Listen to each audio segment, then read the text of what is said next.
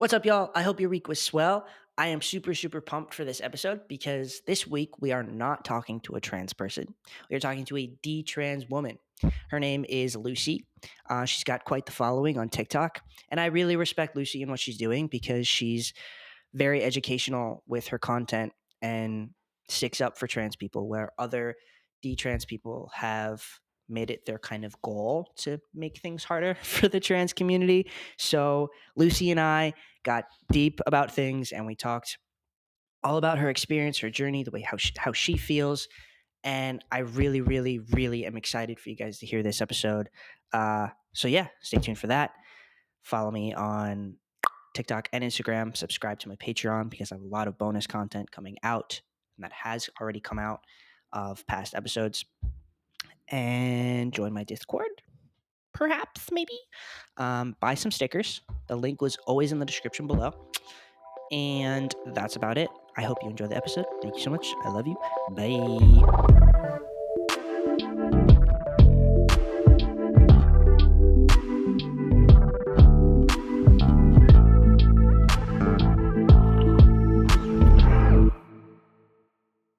Where are you from, Lucy?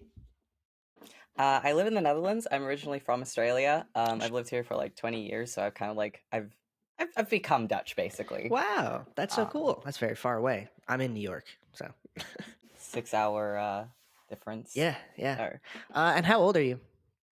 I'm 27. 27. Why did I think you were 24? I don't know why. 27 is nice. Nice.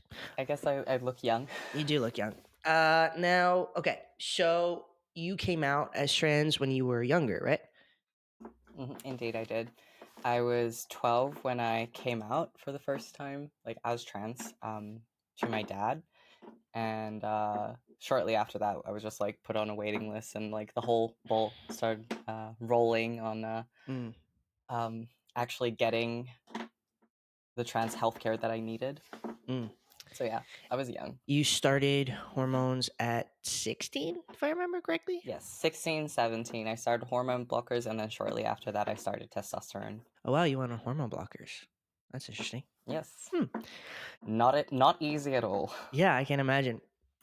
Now, how did that process kind of go for you? Like, was your family supportive at the time of you coming out as trans?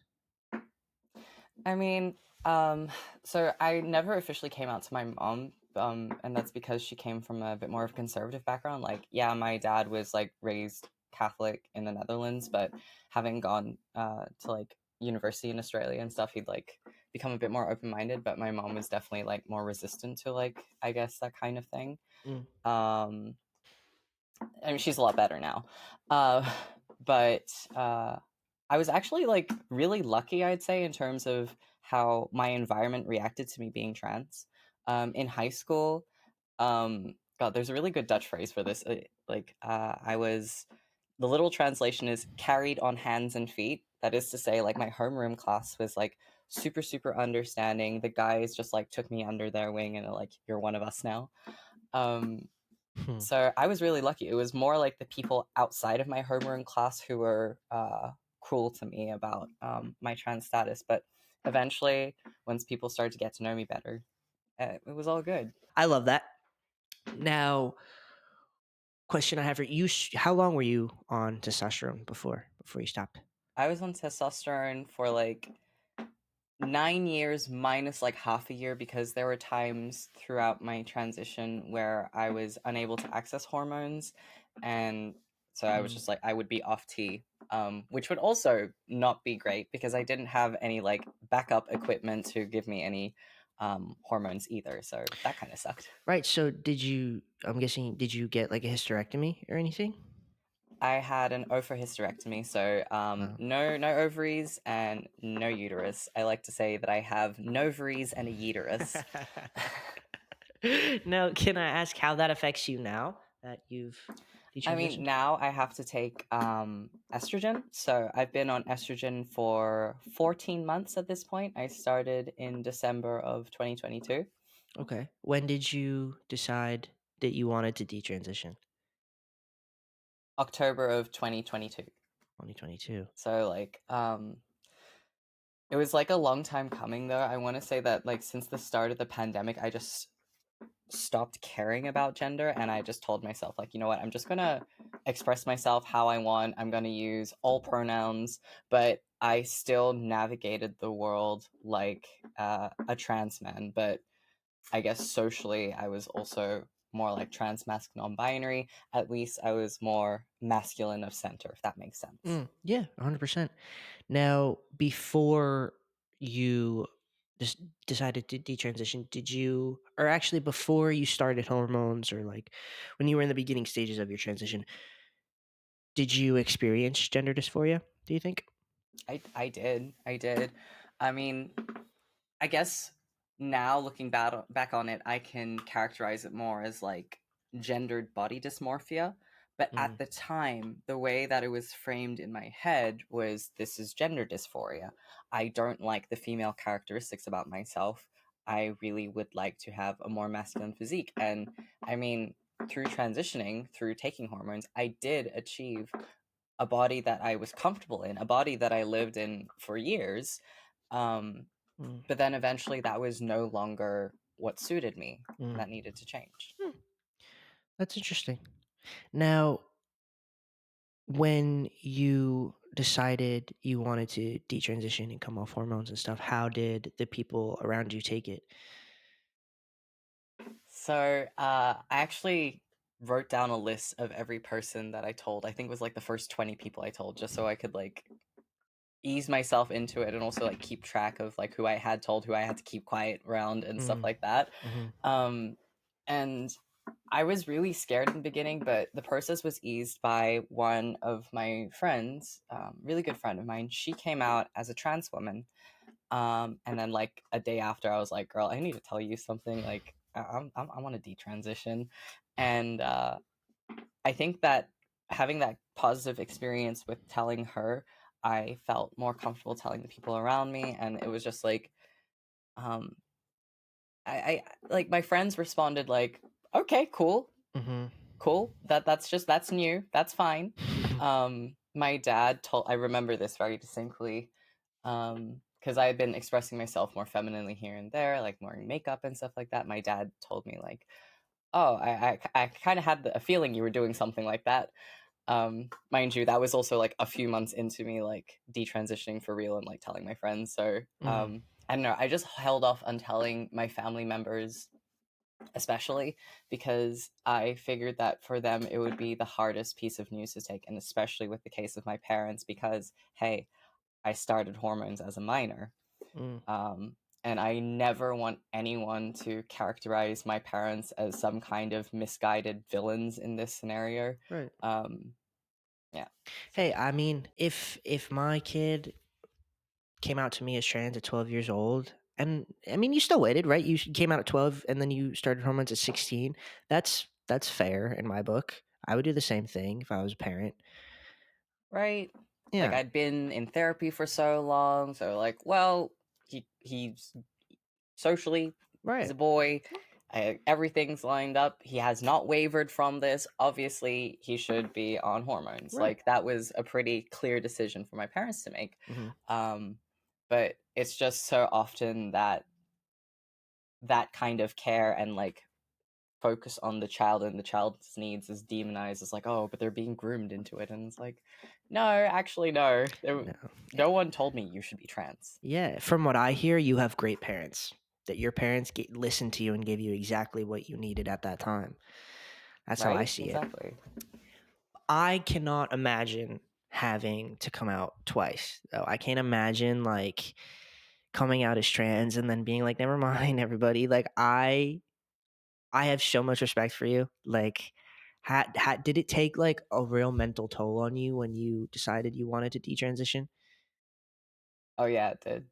It did. It was really scary because to put it all into context with like my age and stuff, I transitioned 15 years ago. Mm, Like it was a completely different world back then.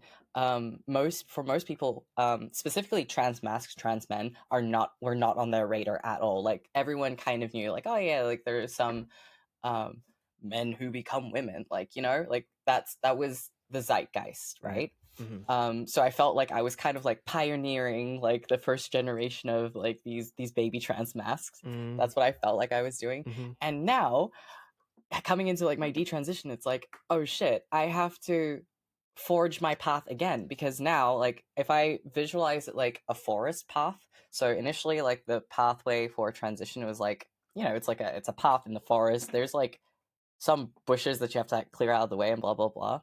But detransitioning is going completely off that path, and you're kind of going, and there's very little like support groups and stuff like that. So I was like, I just have to be really strong by myself.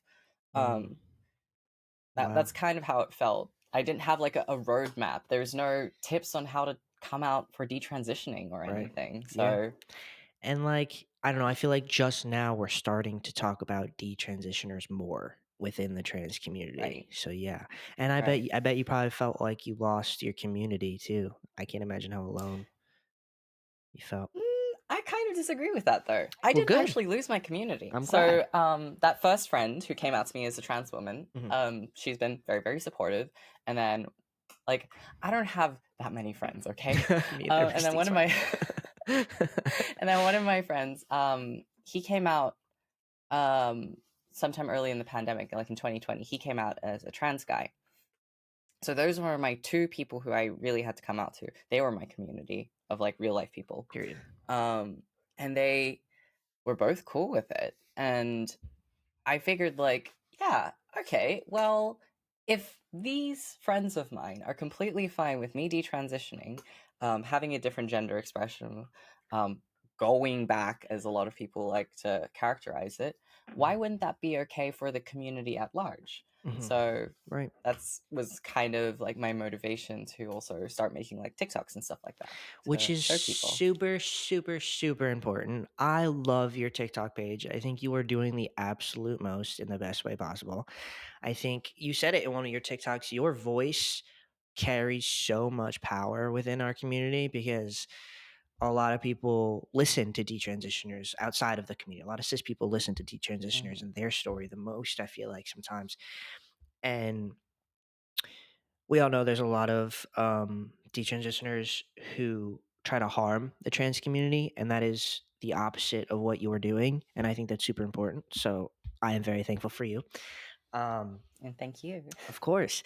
Now, I guess what I meant by you maybe felt like you lost your community is a sense of that, like a lot of a lot of trans people have a negative feeling towards detransitioners because of the way people like what was her name, Nadine. Did you see that TikTok? Yeah, Yeah, Nadine. me and Rowan I were saw talking it. about it. Yeah.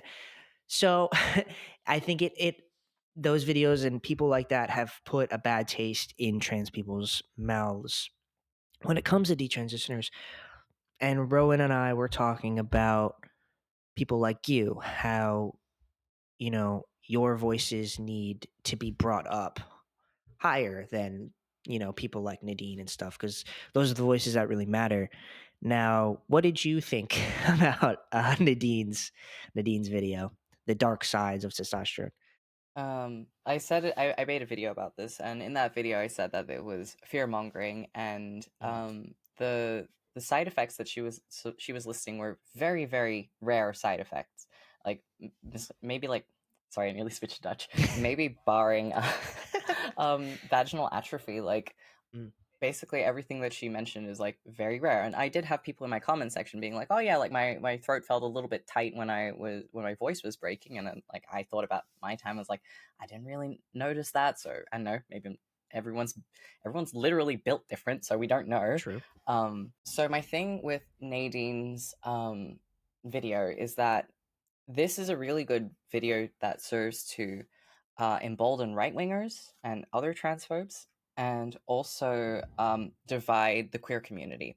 And for right wingers, it's really, really good content because it validates everything that they already believe. And for queer people, obviously, it's terrible content because it further alienates a group from the queer community that has so much in common with it. Mm. And it's something that I've like kind of come to realize with my content and what I create now.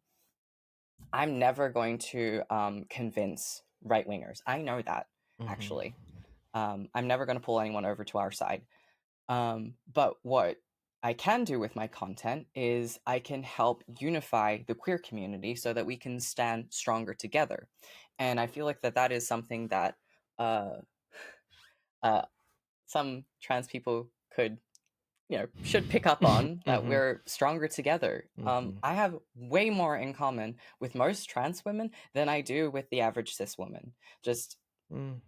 completely. It's a completely different experience. So, yeah, I hate seeing this kind of content from other detrans people, and what pains me even more is that I believe it was Aaron Reed, but it could also have been HuffPost. They put out a piece about Joseph Edelman. Does that name Rings sound a familiar? Yeah. bell. I think so. He's a billionaire hedge fund dude Mm. who has spent millions on the transphobic organization Do No Harm. Mm. So basically, funding all these detransitioners kind of indirectly by being able to fly them out all across the US and stuff like that. Oh shit. So I feel like I'm fighting a very well funded enemy. Yeah, I'd say. Damn. Well, as you said, like you and I think I'm starting to learn that as well. Like we can never convince, transphobic cis people to respect us. I mean, they've made up their minds. We can't change that. But what we Yeah. can do, and especially for you, I think, is bring our community together because there are so many within the trans community. There is so much hate, to be honest, and a lot of people. Let's say division. Yeah, there we Because go. I think that I want to touch on the word hate actually there, because I don't think that it's actual genuine hate. I think that it is more a fear of the unknown Mm, and concern that someone else's validity invalidates your own identity. So, like, people thinking that just because someone else has an identity that is not cis nor trans, that suddenly would detract from anyone who holds a trans identity.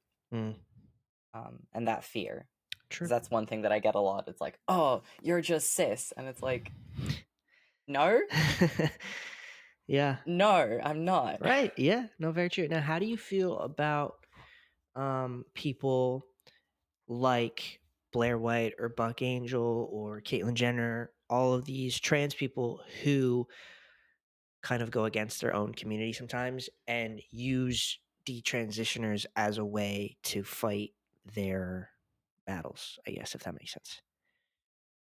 I find the utilization of detrans bodies as some kind of, like, detrans people as some kind of weapon or prop absolutely disgusting.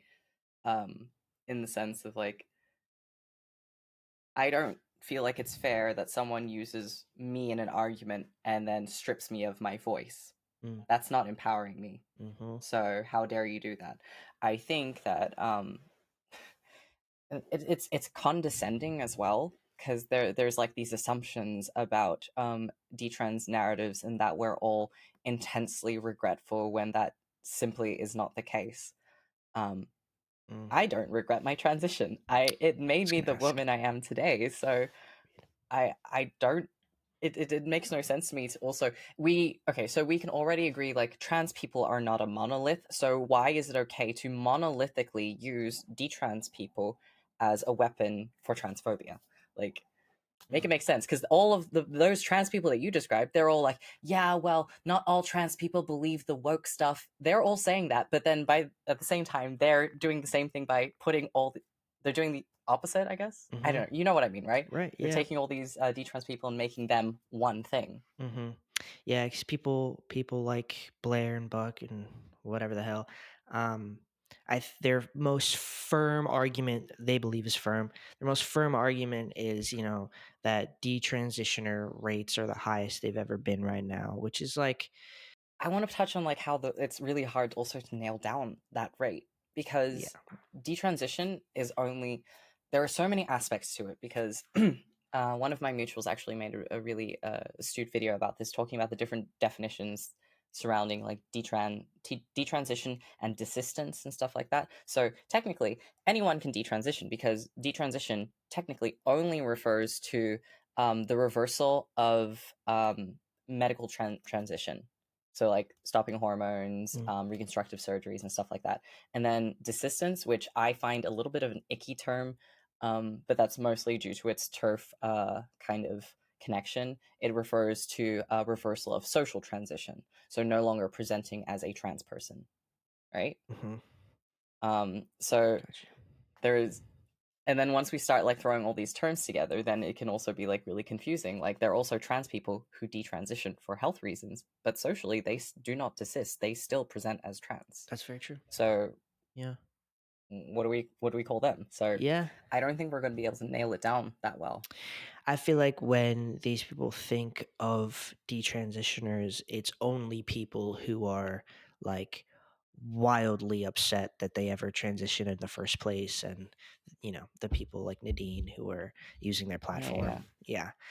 Where like it's important to look farther into that community and realize that not everybody regrets their transition. Like they are who they are, like you are who you are today because you're mm, transition. You're proud of that. It seems like, at least. yeah. And now, can I ask you, like, is that like a weekly thing, a monthly thing that you have to do? It's a daily thing, A daily thing?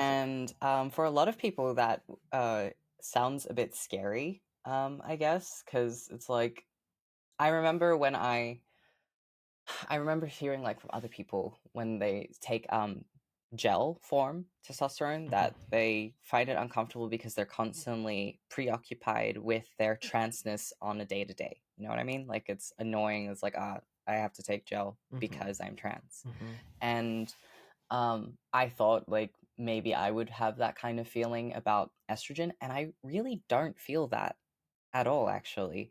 Um, I also take it at the same time I take my multivitamins and stuff like that. So I'm just like, I don't know, what's a two extra like tiny, tiny little pills Yeah. gonna change? These ones are actually like doing something to me. Yeah. So Period. um, yeah, I know I'm completely fine with taking oral estrogen, and eventually I will have to switch to like patches because of health risk associated with that. But I'm fine with it. Hmm. Like Good. it's such a non-issue to me. Um, Good. I love to hear that. I also wanted to ask. Now, I know you said you had gender dysphoria before you started hormones. Now, did you ever maybe experience gender dysphoria after you detransition when you came off of testosterone and stuff? Maybe you like felt too masculine some days or something. oh yeah, that's happened. I've had moments where I have like vocal dysphoria, so I'm insecure about my voice, and I know I have a deeper voice compared to the average woman.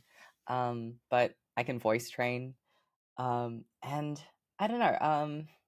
Like my facial hair sometimes was bothersome to me, but having had like laser hair removal done and stuff like that, it's all good now. Mm. Like the things that I have dysphoria about, I've also have taken actual steps to like zoom out and realize that these traits that I perceive as masculine might not necessarily be masculine to begin with. I have quite broad shoulders, and for anyone who doesn't know, um, Southeast Asian women, and Indonesian women in particular, have quite broad shoulders. It's just how we're built. So there's no point in me just being upset about the fact that I have a Dorito shape up top. It's just my ethnicity, and I should I shouldn't be holding myself to like European standards for that, for instance. Mm. So I feel like that's something. Oh, good. Yeah, I don't know. It's all quite manageable now. Good. You're a very glass half full type of person, and I love that.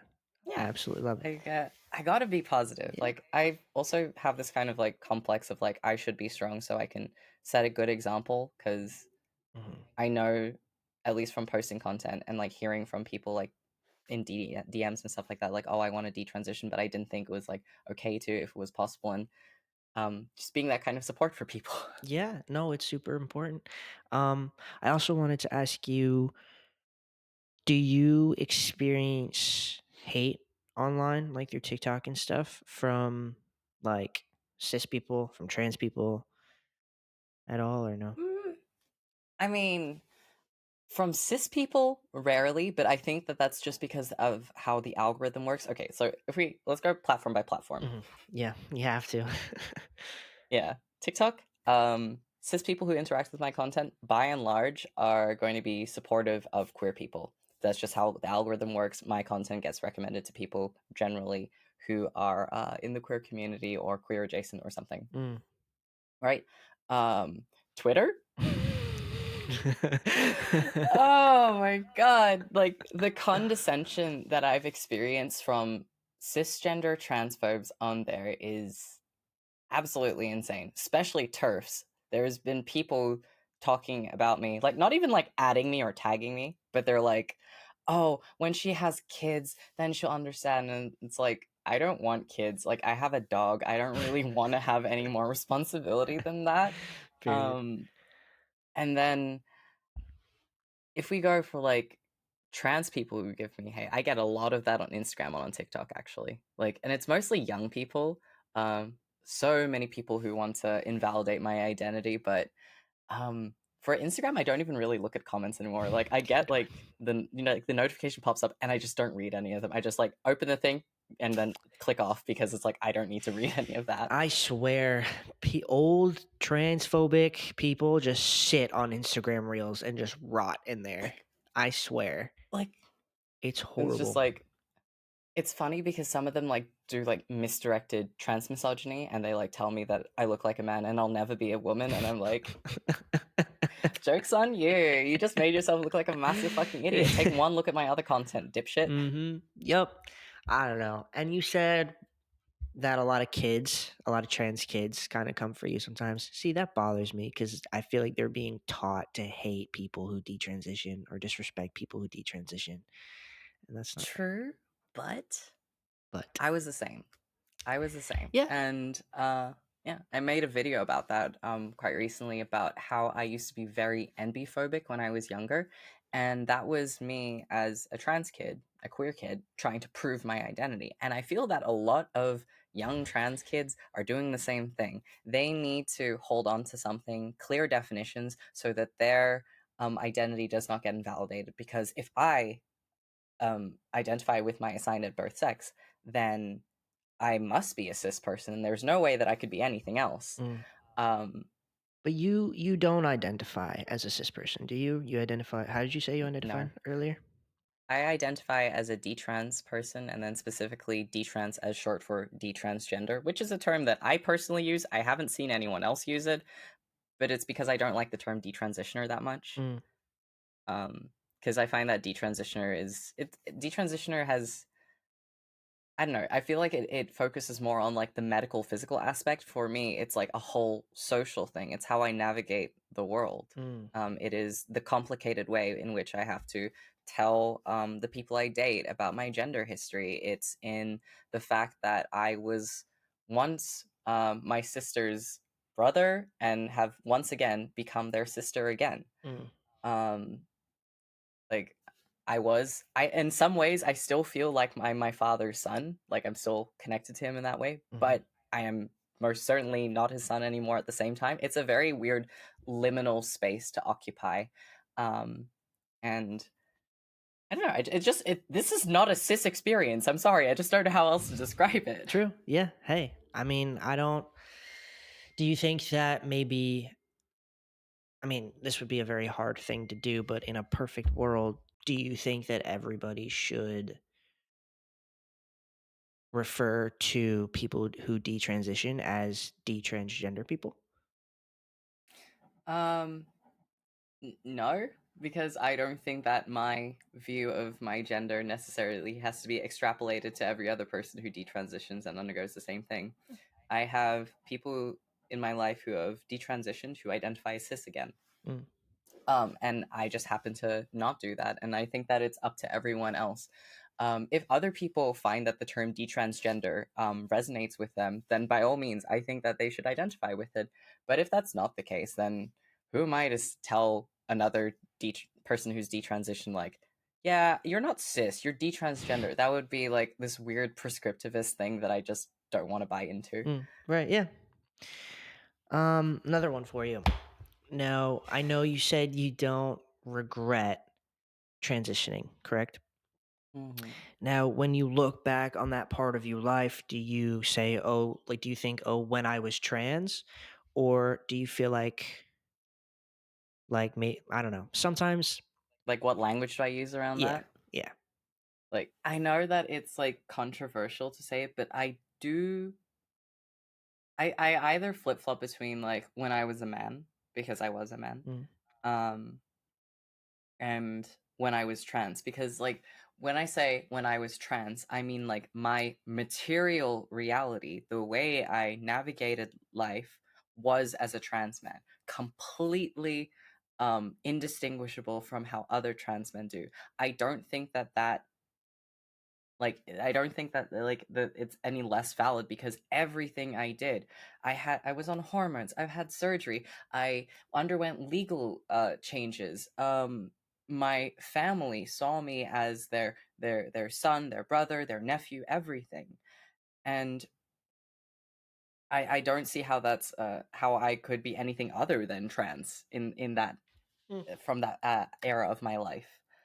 Um so it might be controversial, and I understand, and I also make sure that I tailor my language to the audience I'm speaking to as well. Because when I'm talking to a right winger who has a really big chip on their shoulder or whatever, or like is a massive fucking transphobe, then yeah, I probably would err on the side of not saying when I was trans, because I understand that to them that reads like, oh, being trans is a phase. Instead, I'd probably say like when I was presenting as a trans man, so that it kind of takes away from Mm, their worldview. You know what I mean? mhm. I feel like context is really important in which language you choose. 100%. Do you ever get like right winged transphobic people like telling you, see, that's why you shouldn't have transitioned? Do you ever get that or no?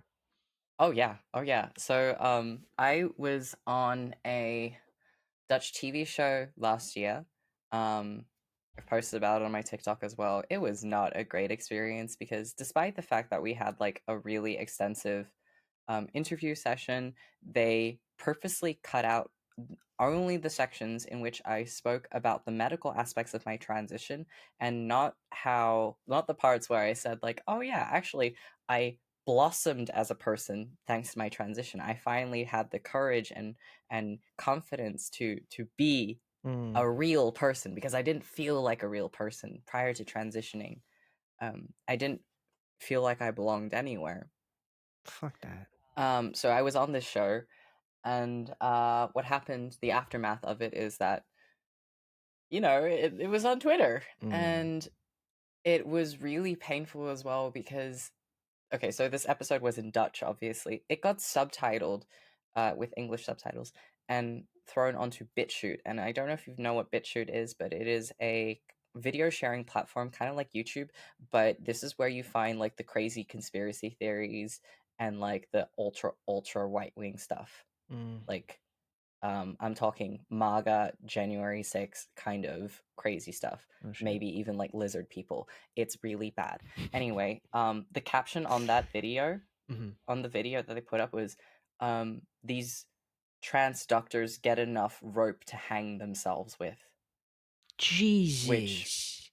I know. So, um, with that, with all that happening, I was so ashamed, and I apologized to my much smaller audience that I had back then. I think I had like 9K followers on TikTok, and I was That's not your fault publicly though. apologetic.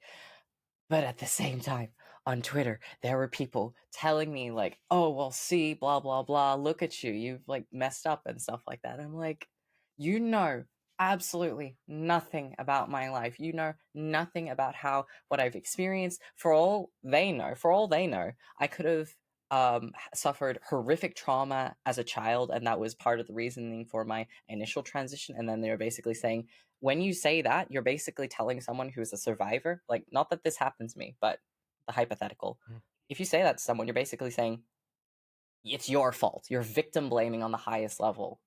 And it's like, no, I was working with the information that I had at the time. And now I have more information about myself. And this is now the decision that I've made. Um, I don't see it as time wasted. I don't feel like I lost my good years or whatever. Um, I was just doing stuff. I was Right. just being You were myself. I living your was life. expressing myself. Yeah. Uh, that would be so frustrating. Oh my god, yeah. I get blamed for it as well. And it's like, well, you can see it that way, but I don't. And I know myself well enough. So Yeah, I can't imagine how frustrating that is. Like being someone who still feels so passionately about the trans community, but being used sometimes as a weapon to hurt the trans community. Like, oh, I can't. That would hurt me so bad. I don't know how you do it, to be honest. I don't know how you get up on TikTok and face these people because they could be really cruel. I mean, here's the thing though. I feel like it's also important to note, like, I used to spend a lot of my days when I was younger on pretty toxic online spaces where people were not the nicest. And I think that has given me really, really thick skin. Mm. Because I don't, when I get a lot of hate, like, obviously there are some times where I just want to bang my head into the wall. I'm like, you do not understand anything. You're not willing to like see my humanity and understand that I have a different life experience to you, and that's just completely fine. Mhm. Um, but like other than that, when I do get the hate and it's just like some random chud being like, "Oh, you look like a man," or like some Karen telling me that I don't know, I'm going to hell or whatever, like or Turf being so condescending about, oh, well, she's flat and infertile now, and I'm like, You get turf saying I this can to you? still, Oh my I get, god. yes, Why? Like, yeah, why? it's, I don't even get it's that. so bizarre to me because I'm like, they're always talking about like, oh yeah, and her body is completely altered, and it's like, okay, so what if I had been like, a cis woman, but I had voluntarily undergone a hysterectomy because I'm child free? What if I had a breast reduction because my boobs were too big? Mhm. Like, how does that make me distinctive? It's just because there's a trans lens on it, and because I'm pro trans, that's the reason to try and like put me down? Mhm. Like, Yeah, I wonder if they would say the same things to somebody who detransitioned who hates trans people. Like, you know what I mean? no, no, no, no. When that happens, they like to coddle them Right. and be like, "Oh, honey, the gender cult got to Yeah, you," they and it's got like, you. I'm so sorry. You're a victim. that's the thing though, that like that being called a victim, that's not conducive to your healing though, right? Mm. How the hell am I supposed to like move on with my life if everyone around me is hugboxing me and telling me like, "Oh, baby, love child, they the trans got you and they completely messed you up," and it's like, well, and oh, and you're so ruined and mutilated and blah blah blah. They destroyed your beautiful feminine body. I'm like, They? um, they who? Yeah, I was What? gonna ask, how do you feel about when other people who have detransitioned say that, they feel mutilated and stuff like that? I feel like there should be space for. Okay, I feel like this is also. I don't talk about regret that often on my page, and I feel like I should give it a bit more attention. It is completely valid to say like that you feel a certain way about your body. Mhm. Um, I mean, obviously, like my body image isn't always perfect. There are times where I think to myself, like, God damn, okay, this is what I'm working with. Mhm. Um, but I don't think it's conducive to your healing to constantly be in the cycle of I'm mutilated, I'm broken, I'm this and that.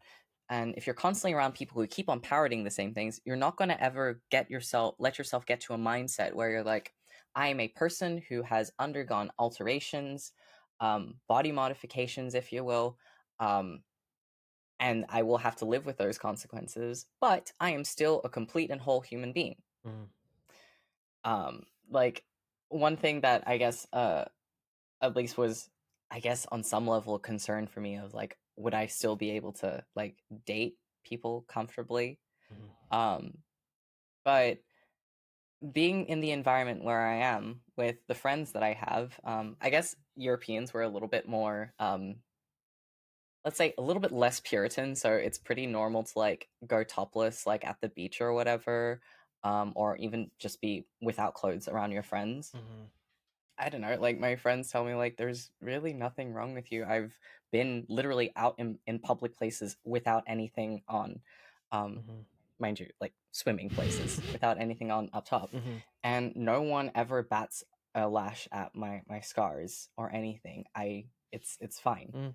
You're not ruined. You're Yeah. just a person with scars as well. Yeah. Um, I mean, I hear I think it was I don't want to talk about I feel like I've talked about her in, like, my last 3 episodes, and I'm tired of it myself, y'all, I get it. But I think it was Blair White who said in a Jubilee video, like, how mutilated these detransitioners are and how miserable they are, and, like, it just hearing your story is like, you didn't even detransition. How are you saying that right now? How do you even know? Like, that's I don't know. that's so incredibly presumptuous, and I think that I might in the near future challenge Blair White to a boxing match, and I think that I might actually win it. Oh, you'd beat her ass. I fucking hope you would at least. I'll show you what this mutilated body can do, Ho. What the hell? Period. Like, uh, I know. Okay, but in all seriousness, it is really, really fucked up to be speaking about another group monolithically because you know who also calls people mutilated? Transphobes. Mm. Mhm. They regard her the same way. That's the thing. You're never good enough, whether you're trans or detrans. To them, you are always broken. Mhm. So there's no point in siding with them. It just is so mind-boggling to me. Words that are used against your body are also used against my body. We are the same. There is Yep. no reason that we shouldn't be on the same side. So yeah, I don't know. It reeks of being a fucking sellout to me. Sorry, excuse my language. I'm just the gloves are coming off. Like, No, like, period. Because at the end of the day, like, the three of us, let's take you, me, and Blair White. We are all on mm-hmm, different sides of the trans spectrum, I guess you could say. mm-hmm, Like, she's just yeah, god awful and transphobic, but she's still trans. I'm liberal as hell trans, and you detransition. So, like, we are all on the same, like, we all went through the same fucking things. So I said this in the last episode, I think, but if there was a zombie apocalypse and all the cis people wanted to leave all the trans people on Earth and just go to another planet, the three of us would probably all still be here together. So, like, yeah, why yeah. are we fighting? Like, oh my god, everybody chill. That's just how I These, see it. yeah, it's true. We're stronger together as well, and I just feel like for a lot of these right wingers, these right wing trans people, there's just it's a grift that you stick to, and it's also hard to come back from it, especially if you have knowingly caused a lot of pain and suffering. And I've mentioned it as well, like I've mentioned a few times here. Like I have talked about how I had very different views in the past about the queer community as a whole. I was a trans medicalist and stuff like that. Like I had very, very rigid views, and I caused harm. In whatever small amount that it was when I was running my Tumblr blog back in 2012. Like we're talking like ancient history, right? Um, like I had like maybe 150 followers. So yeah, Me no, too. I It's like fine. I was causing harm. Mm. It was a small amount of harm, but I guess that for someone like Blair White as well, like even if she did want to like walk it all back, um, she's done a lot of damage, and that would be she would need one hell of a redemption arc to Facts. come from back from that. Facts. And hey, me too. I think even at the start of this podcast, I was very uneducated about detransitioners and stuff like that. I think I've said a couple things that are not true, which is why I wanted to pick your brain and not, assume things. Um, I think in the past, I said in the beginning of my episodes, I said if somebody detransitions, were they ever really trans to begin with? And I think from you, I know that everybody has a different journey and feels different things, but at least from you, I think I've learned that that's not my place to ask that question. Everybody has a different journey. Um, and yeah, I want to say, good. You have something to say? that's growth. If you said something and you realize like, oh, that was not okay, and now Yeah. you realize, yeah, okay, well, there you go. Right. And if it's like that's my thing. It's like we all we all know what it's like to hate ourselves a little bit, to be wildly insecure, to suffer. Like, Real, yeah, everyone, everybody. right. And like we especially know what it's like to be misunderstood. So like, I don't know, to not be able to learn and grow in this community, like why are you even here? If you can't grow, bye. Yeah, Bye. I don't know. I feel like it's the main difference is like having a very fixed mindset versus like a change mindset. I feel like having detransitioned, I have a pretty um pretty strong change mindset because I mean, how else are you going to change genders twice? Um, um, but just in general, like I tell a lot of people, okay, so I see a lot of just getting onto that insecurity bit. Mhm. I've interacted with some people, some trans people who have very, very like strong self hatred. Um, for anyone listening, if you've ever taken a peek at like the subreddits that are dedicated to or trans people who use 4chan, you can see a lot of self hatred there.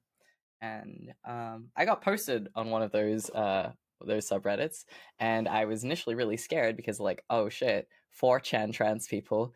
I used to interact with them. I know what it's like. Mm. But instead, it was like really, really understanding and nice. And I saw someone being like, oh my god, I can't imagine if I was this delusional, I would just rope. And I'm like, okay, I get it. But I went into that thread and I like told them like, hey, it's me. I can assure you that if you transition and then detransition, you are only working with the information you had, and that's completely fine. There's nothing wrong with having to figure stuff out for yourself. And I just wanted to like emphasize that the main point is like they were really nice to me. I want to see them be just as kind to themselves and give themselves that those affordances that they could give me. Like, Mm. why would you grant that to someone else, but then proceed to be so cruel to yourself? Mm. Um, Very true. so I feel like that's like the main thing. It's like it's so much easier to be cruel to ourselves because we live with ourselves all the time. Mm. Um, Very true. yeah, I think there's a saying, if like you were to pass yourself on the street, like if I were to pass somebody that looked exactly like me, I wouldn't even like realize because we look so different to ourselves. It's like a wild concept, to be honest. We're our own worst enemies. yeah. Um, Oh, real. yeah, too real. I wanted to ask you before we wrap things up: is there any other creators, detrans creators, who are doing a good job at educating people on what it's really like to be detrans? Yes, actually. I want to name. Okay, so the first person I want to name, she doesn't really make content that much anymore, but what she has up online, I think, is like a pretty good treasure trove of information. Her name is Aliyah Ismail. She's quite well known. Um, and the other person who I want to plug is Cassidy. She is a 19-year-old detrans woman, and she testified for Ohio State Bill 68, which basically, as a detrans person, saying like, "Not in my name, do not ban trans healthcare for minors." Period. So that was what. So she's incredibly brave. She's known as my Detrans Diary. I'm guessing that you'll just put her in the description as For well. sure. Yeah, that'll definitely be in the description Yeah, below. no. I, Go. She has a tiny following. She really deserves more. So if you want to see it, yeah, I think it's super important what you and those two people are probably doing. Like, it's, as I said earlier, like, I think detrans people have such a powerful voice in the trans conversation, and you guys should be included more in the conversation, but not people like Nadine, like not detrans people who are out to get us, because I think they spread a lot of misinformation where you guys are trying to bring us up and share your own experiences, and your experience can be very educational for us. So I think it's super important. I mean the right wing. Let's call them like right wing detrans people. have a lot of good funding. So the best way to help bring our communities together is just signal boost trans positive detrans people you see online. 100%. Yeah.